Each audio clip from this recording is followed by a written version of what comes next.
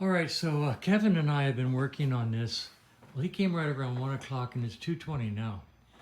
And we kicked and we kicked and he kicked and I kicked and we kicked some more.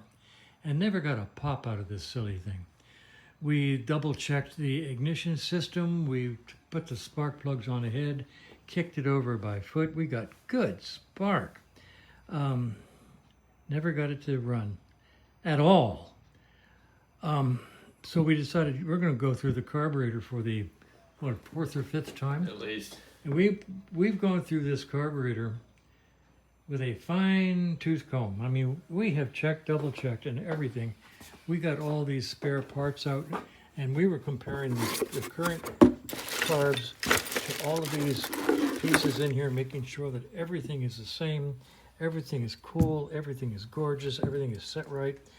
The carb is fine, folks. The carburetor is fine. It's not the carburetor. It's not the carburetor. It's not the ignition.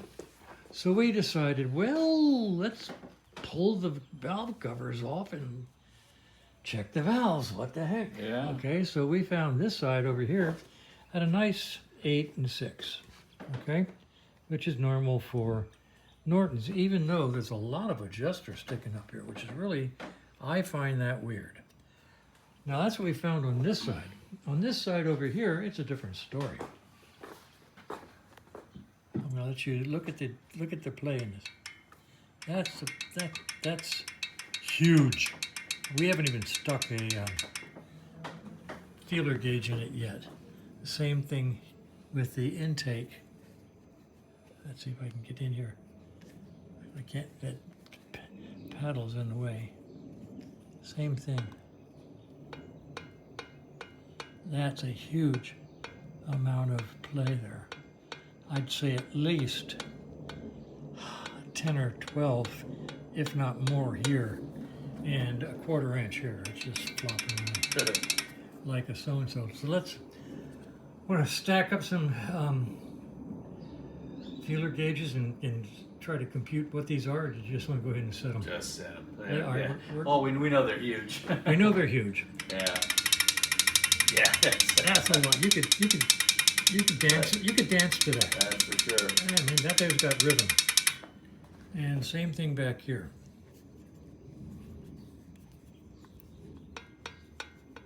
This is more salsa. And this is rock and roll. Okay, we're going to set and then go back and double check the other side. So that's where we are. We're just grasping at straws and going absolutely crazy. Okay, so Kevin has done this side. The other side checked good. We're going to double check it. But this is now a nice, snug, but loose, sloppy, perfect 8. You can see all the clacking is gone. And this side is a beautiful 6. Get my hand in here if I get over there so I can screw it. Hear that? Just that tiny little click. That's a beautiful 6. So this side is now set to 6 and 8. Now we're going to go around 180 degrees and double check the other side, which we did originally, but we're going to double check before we put the caps back on. Then we're going to put this thing down and do a compression check and see what we get in each cylinder.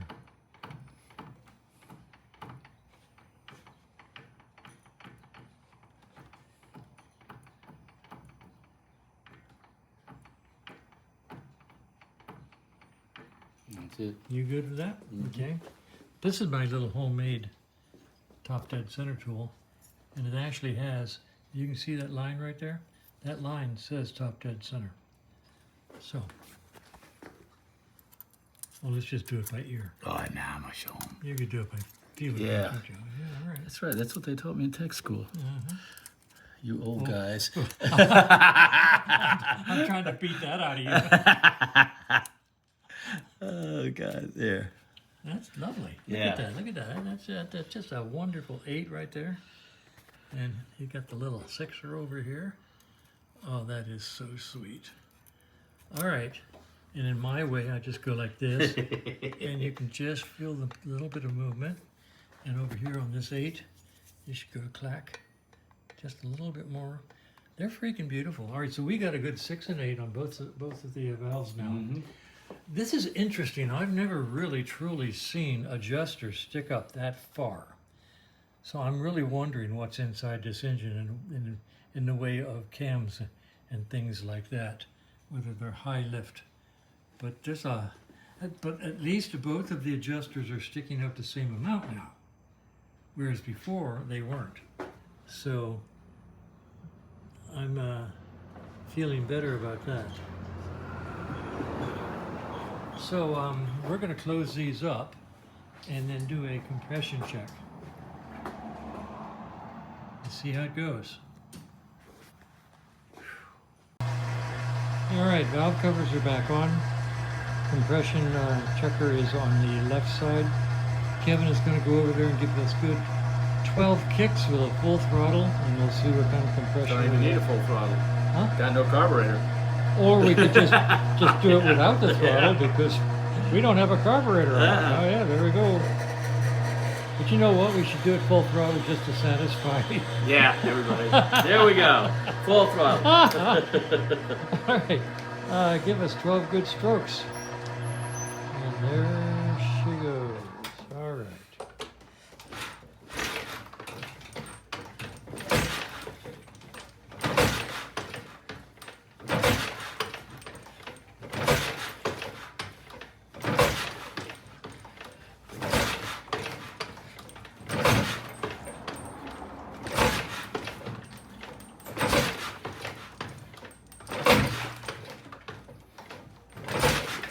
So what do we got?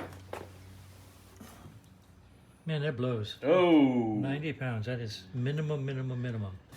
Okay, now I'm going to take this out and I'm going to put the other compression gauge in, and I'll do the kicking. All right? Okay. I'm going to stop this video right now. Okay, so we got the new old different compression checker on there. I'm going to give it 12 strokes. It feels like it has more than what came out. I agree.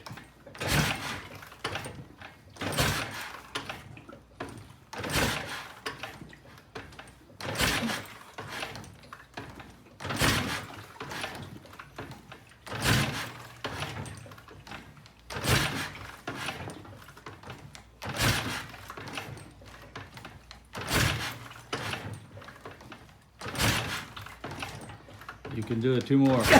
1 more. You can do it. What'd we get? 90 pounds. Same 89 pounds. That's weird. Okay, I mean, it feels like more than that. I agree. All right, now, Try the other side. we'll try the other side. We'll put this one over here. Mm-hmm. And go ahead and hit the... I'm still breathing hard from my 12. Ready? All right, so go ahead and do 12.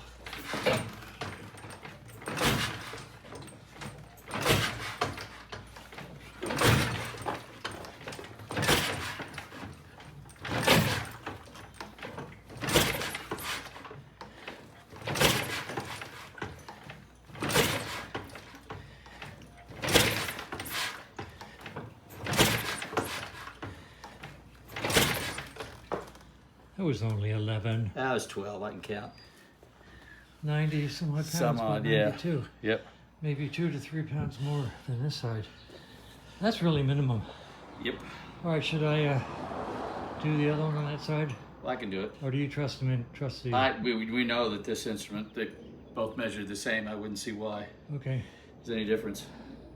Looks like we got 90 pounds on both sides, and Yep. I would have expected 100 to 110.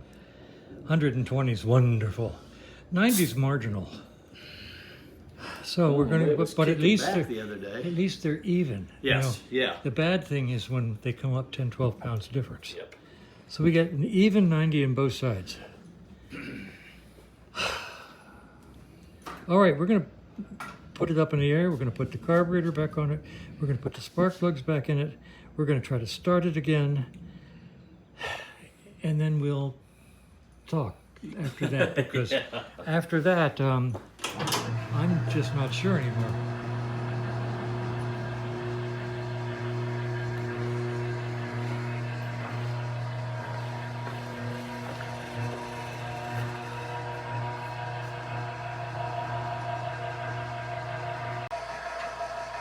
Okay, carb is back on, hooked up. The bike is back together. We're gonna let it get down and do a few kicks on it. That's the royal we. Kevin will kick first, I'll kick second. We'd like to get a little bit better results than we've been getting up to this point. Yeah. This is beginning to be a very strange motorcycle. Now at worst, with the right hand intake and exhaust valve really loose, at worst that would be it to run really weird and bad, which it was the other day. Did before, yeah. But now it's not running at all. So I don't know that we really fixed anything. We were just discussing and figuring we got about a, what do you say, 60 to 70% chance that we actually fixed something? I'd say 60-70% we didn't fix anything. All right. But, you know. Well, give her a few strokes. Yep, we'll see. And be prepared to accept success. Okay. Happily.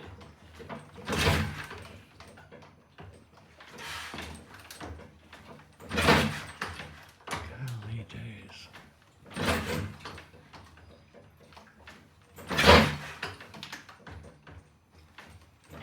Choke? What do you think? One more and then we'll turn the choke on.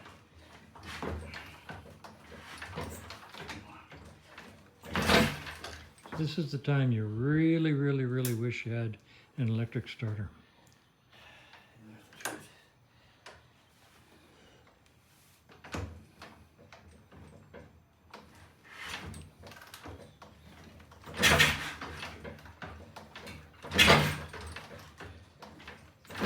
Give it about a quarter throttle. I'm giving a lot. All right. I mean, we got zip.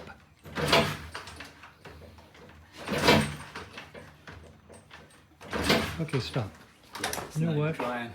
I'm going to take this little neon light off the wall, and I'm going to put it in series with the spark plug over here, so I can actually see if it's firing. I'll be right back. Now, what I've done is put a neon light bulb in series with this spark plug connector, and it's down here. Every time the spark plug fires, you should see the little neon light flash. So Kevin's going to kick on it a couple times while I focus on the neon light.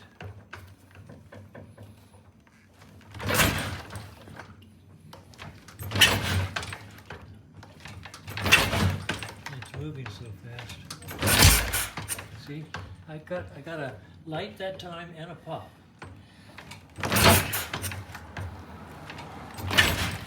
Okay, I got a pop that, a light. So I'm seeing it fire. I'm seeing it fire, and it's trying to start. Yep. Choke's on. No throttle. No throttle.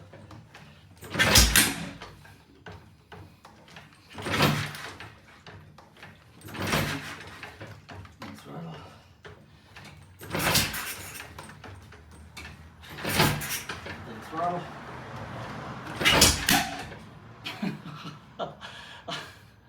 You know, this is weird. I mean, it keeps leaning me towards timing. Choke's off. Little throttle.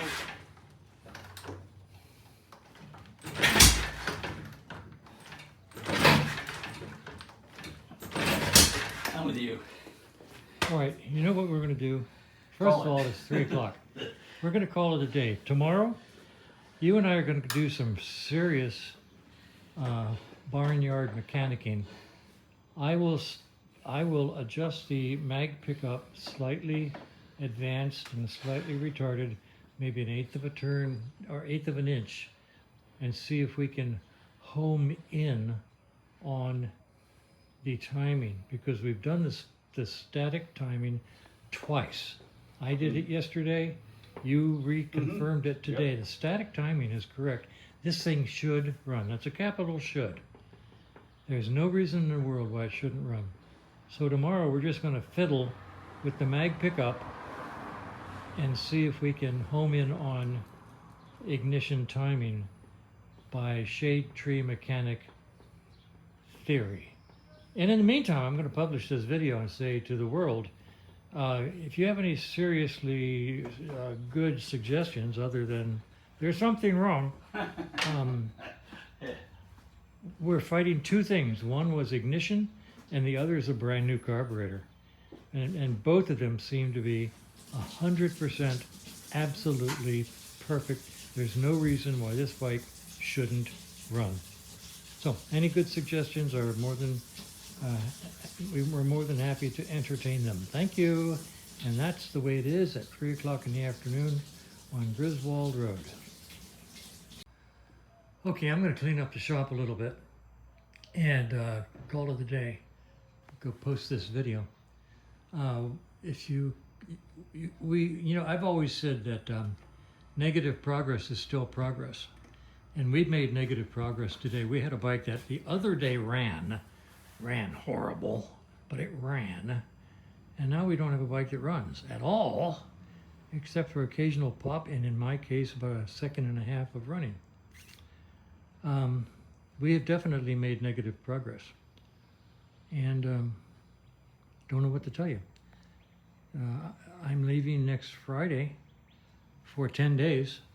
And I have the pretty high confidence level that that bike and that bike and that bike will still be here when I leave next Friday. And I won't be getting back on any of these things until I get back 10 days later. And I hate to say that, but this is turning out to be a very, very interesting week. And this is turning out to be a very interesting bike. The right intake and exhaust valve, God, there had to be a 1/4 of an inch gap. So I don't know, I don't think it's damaged anything, but I just don't know either. The 90 pounds compression, that's strange. That's very strange. I just don't know what I don't know.